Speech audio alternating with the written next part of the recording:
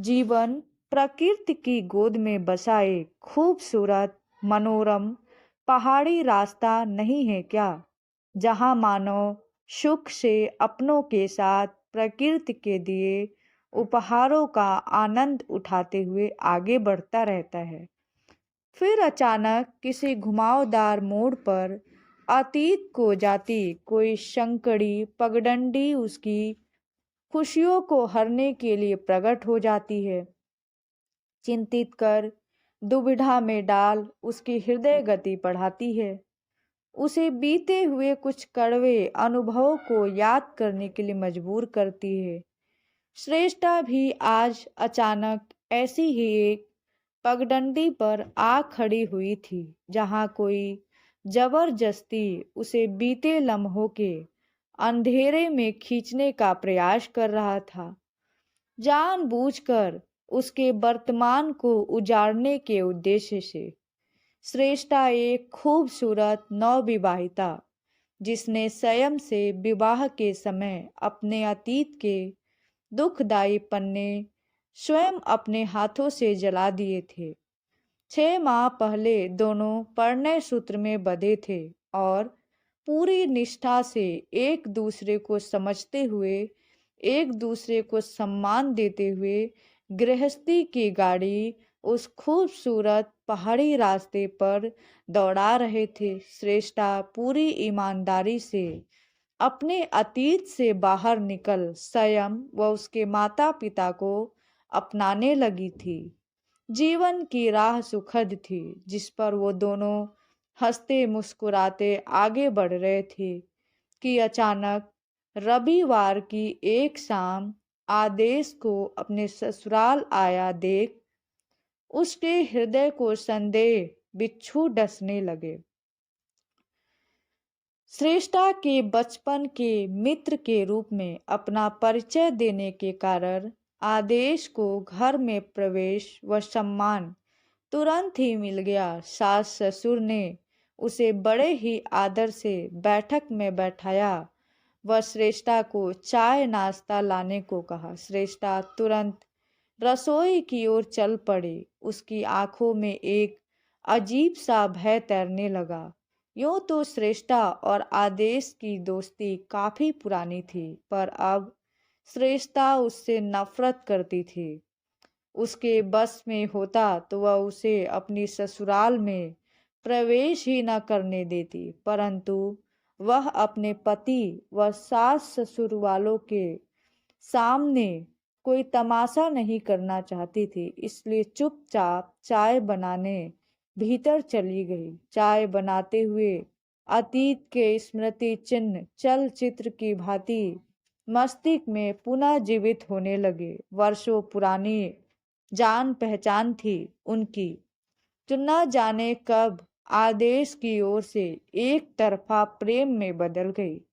दोनों साथ पढ़ते थे, सहपाठी की तरह बातें होती थी और मजाक भी, पर समय के साथ श्रेष्ठा के लिए आदेश के मन में प्यार के अंकुर फूट पड़े, जिसकी भनक उसने श्रेष्ठा को कभी नहीं होने दी।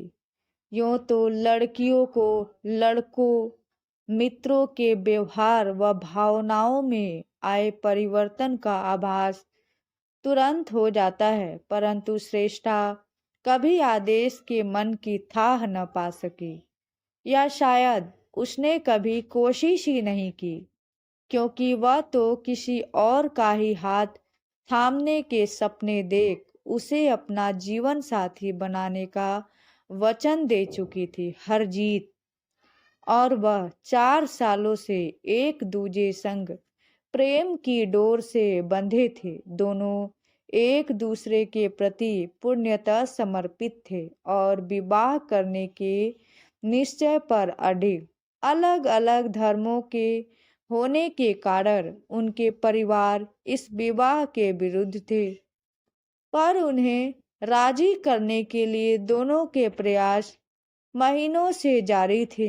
बच्चों की जिद, सुखद भविष्य के नाम पर बड़े झुकने तो लगे थे, पर मन की कड़वाहट मिटने का नाम नहीं ले रही थी। किसी तरह दोनों घरों में उठा तूफान शांत होने ही लगा था कि कुदरत ने श्रेष्ठा के मुंह पर करारा तमाचा मार उसके सपनों को छिन्न भिन्न कर डाला। हरजीत की एक सड़क दुर्घटना में मृत्यु हो गई। श्रेष्ठा के उजियारे जीवन को दुख के बादलों ने पूरी तरह ढक लिया। लगा कि श्रेष्ठा की जीवन नया भी डूब गई। काल के भंवर में सब तहस नहस हो गया। उनके भविष्य का घर वसने से पहले ही कुदरत ने उसकी नींव उखाड़ दी। इस हादसे से श्रेष्ठा बुरी तरह टूट गई। पर सच कहा गया है, समय से बड़ा चिकित्सक कोई नहीं। हर बीतते दिन और माता पिता के सहयोग, समझ व प्रेम पूर्ण अथक प्रयासों से श्रेष्ठा अपनी दिनचर्या में लौटने लगी।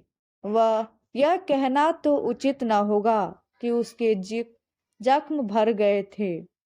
हाँ, उसने कुदरत से इस दुखदाई निर्णय पर यह प्रश्न पूछना अवश्य छोड़ दिया था कि उसने ऐसा अन्याय क्यों किया। साल भर बाद श्रेष्ठा के लिए स्वयं का रिश्ता आया तो उसने माता पिता की इच्छा पूर्ति के लिए तथा उन्हें चिंता मुक्त करने के उद्देश्य से बिना किसी उत्साह या भाव के विवाह के लिए हाँ कहती।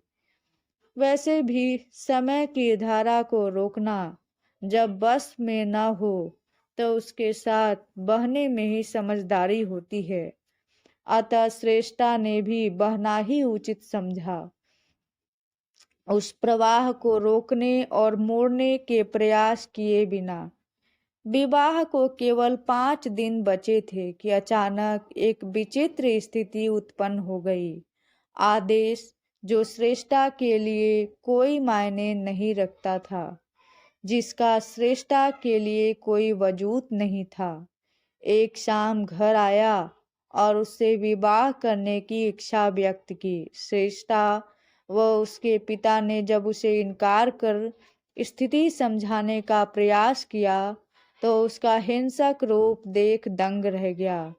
एक तरफा प्यार में वह सोचने समझने की शक्ति तथा आदर भाव गवा चुका था। उसने काफी हंगामा किया। उसकी श्रेष्ठा के भावी पति व ससुराल वालों को भड़का कर उसका जीवन बर्बाद करने की धमकी सुन श्रेष्ठा के पिता पुलिस व रिश्तेदारों की सहायता से किसी तरह मामला संभाला। काफी देर बाद वातावरण में बढ़ी गर्मी शांत हुई। विवाह संपन्न होने तक सबके मन में संदेह के नाग अनहोनी की आशंका से डसते रहे थे, परंतु सभी कार्य शांतिपूर्वक पूर्ण हो गए।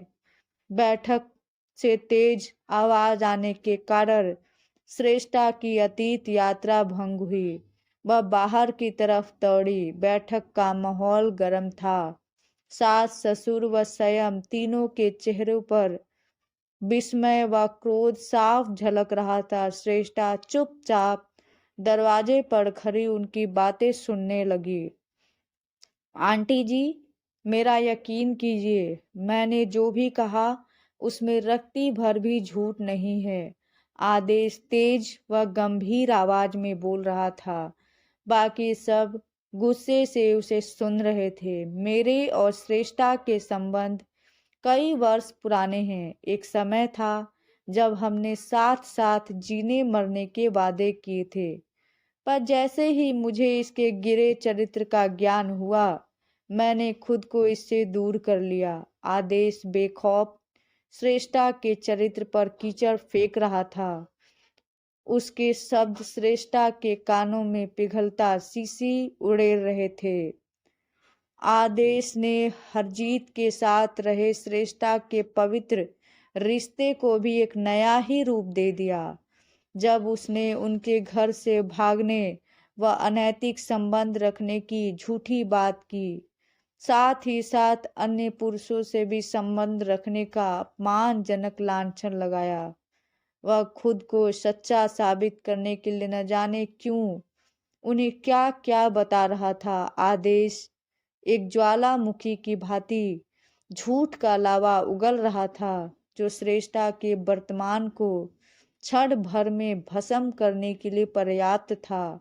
क्योंकि हमारे समाज में स्त्री का चरित्र तो एक कोमल पुष्प के समान है, जिसे यदि कोई अकारण ही अनचाहे मसल दे तो उसकी सुंदरता, उसकी पवित्रता जीवन भर के लिए समाप्त हो जाती है। फिर कोई भी उसे मस्तक में लगा केसों में सुशोभित नहीं करता है। श्रेष्ठा की आंखों के सामने अंधेरा छाने लगा। क्रोध, भय व चिंता के प्रति मिश्रित भाव में ऐसा प्रतीत हो रहा था जैसे हृदय की धड़कन तेज दौड़ते दौड़ते अचानक रुक जाएगी। उफ, मैं क्या करूं। उस पल श्रेष्ठा के क्रोध के भाव सातवें आसमान को यूं छू रहे थे कि यदि कोई उस समय उसे तलवार लाकर दे देता तो वह अवश्य ही आदेश का सिर धड़ से अलग कर देती। परंतु उसकी हत्या से अब क्या होगा। वह जिस उद्देश्य से यहाँ आया था वह तो शायद पूरा हो चुका था। श्रेष्ठा के चरित्र को लेकर संदेश के बीज तो बोए जा चुके थे। अगले ही पल श्रेष्ठा को लगा कि काश यह धरती फट जाए और वह इसमें समा जाए। इतना बड़ा कलंक, अपमान वह कैसे सह पाएगी। आदेश ने जो कुछ भी कहा वह कोरा झूठ था, पर वह यह सिद्ध कैसे करेगी उसकी ओर और उसके माता पिता की समाज के प्रति में प्रतिष्ठा का क्या होगा। संयम ने यदि उससे अग्नि परीक्षा मांगी तो कहीं इस पापी की बातों में आकर उनका विश्वास डोल गया, उन्होंने उसे अपने जीवन से बाहर निकाल दिया, तो वह किस किस को अपनी पवित्रता की दुहाई देगी। और वह भी कैसे। वैसे भी अभी शादी को समय ही कितना हुआ था। अभी तो वह ससुराल में अपना कोई विशेष स्थान भी नहीं बना पाई थी। विश्वास की डोर इतनी मजबूत नहीं हुई थी। अभी तो इस तूफान के थपेड़े सह जाती।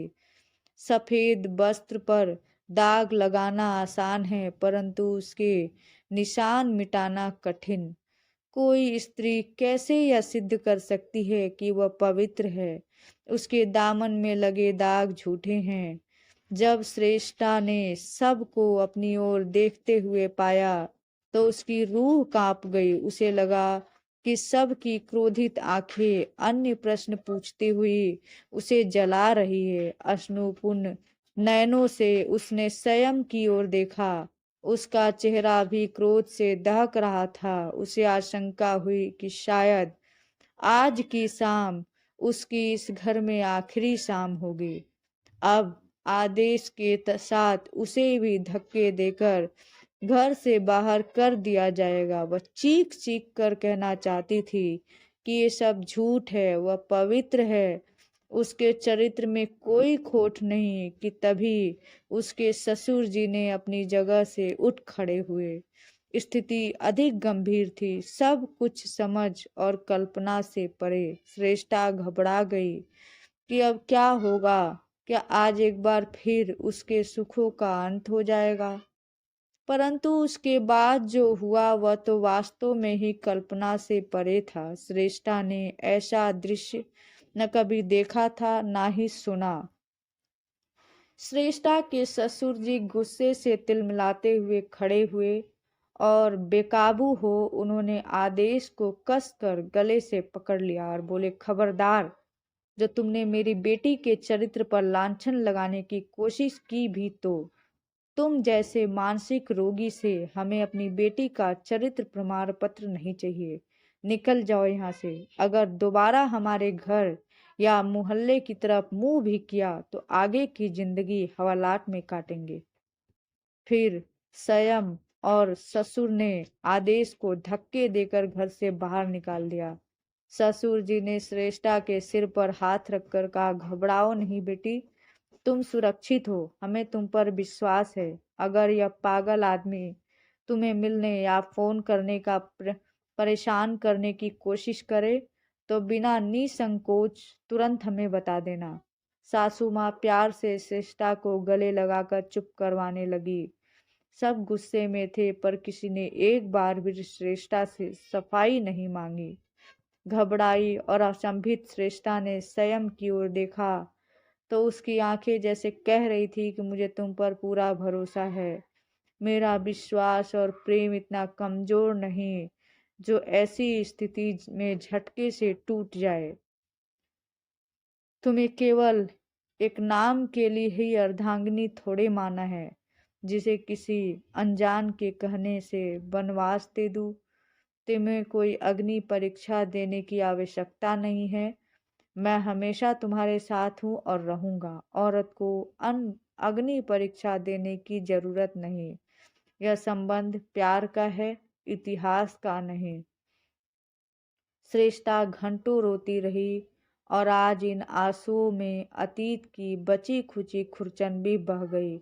हर जीत की मृत्यु के समय खड़े हुए प्रश्न की यह अन्याय क्यों हुआ का उत्तर मिल गया उसे।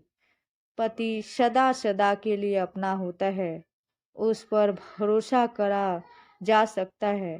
पहले क्या हुआ, पति उसकी चिंता नहीं करते। उसका जीवन सफल हो गया था। पुराणों के देवताओं से कहीं ज्यादा श्रेष्ठ कर स्वयं की संगिनी बनकर सास ससुर के रूप में उच्च विचारों वाले माता पिता पाकर स्त्री का सम्मान करने वाले कुल की बहू बनकर नहीं, बेटी बनकर उस रात श्रेष्ठा तन से ही नहीं मन से भी स्वयं की बाहों में सोई। उसे लगा कि उसकी असल सुहाग रात तो आज है।